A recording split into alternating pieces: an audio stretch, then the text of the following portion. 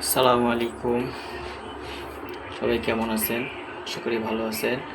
আজকে আমরা নতুন ফ্লোরে কাজ শুরু করলাম।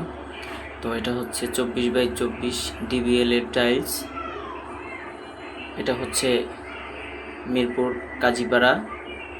তো এটা হচ্ছে একটা রেস্টুরেন্ট, খুব বড়, 14,500 স্কোয়ার ফিট কাজ, ফ্লোর একটা অনেক বড় ফ্লোর।